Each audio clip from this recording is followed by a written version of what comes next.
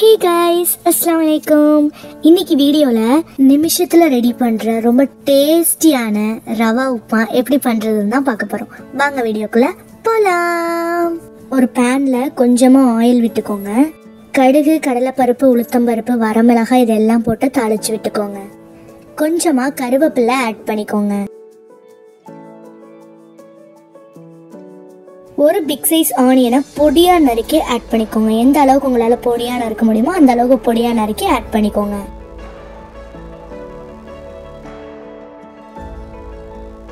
ஒரு பச்சை மிளகாவை இந்த மாதிரி சின்ன சின்னதா கட் பண்ணி ஆட் பண்ணிக்கோங்க.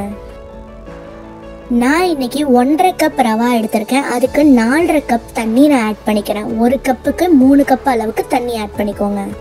2 டீஸ்பூன் கீ ஆட் பண்ணிக்கலாம்.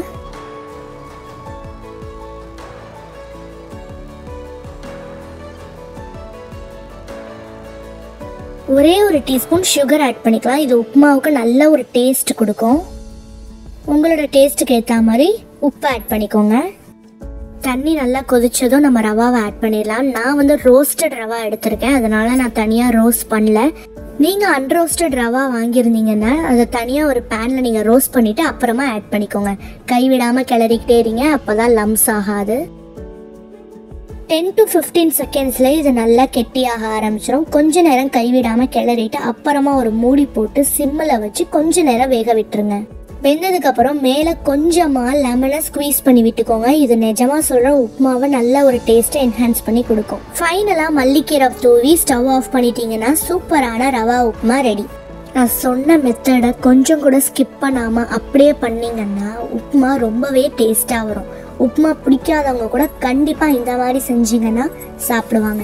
இதுக்கு எந்த சைட் டிஷ்ஷுமே நீங்கள் செய்ய தேவையில்லை, சும்மா சாப்பிட்டாலே ரொம்ப சூப்பராக இருக்கும். நீங்கள் விருப்பப்பட்டால் இதில் கேரட், உங்களுக்கு பிடிச்ச வெஜிடபிள்ஸ் கூட நீங்கள் ஆட் பண்ணிக்கலாம். ஆனால் நான் இன்றைக்கி ரொம்ப பிளெயினான ரெசிபி தான் உங்களுக்கு சொல்லி தந்திருக்கேன். யூஸ்வலாக உப்புமாவுக்கு 1 கிளாஸ்க்கு 2 கிளாஸ் வாட்டர் ஆட் பண்ணுவாங்க. ஆனால் நான் இன்றைக்கி 3 கிளாஸ் ஆட் பண்ணியிருக்கேன். அதனால் எந்த அளவுக்கு டெக்ஸ்சர் சாஃப்டாக இருக்குன்னு பாருங்கள். நீங்களும் வீட்டில் இதே மாதிரி ட்ரை பண்ணி பாருங்கள். நெக்ஸ்ட் இதே மாதிரி ஒரு அல்டிமேட் ரெசிபியோட உங்களை மீட் பண்ணுறேன். Until then bye bye.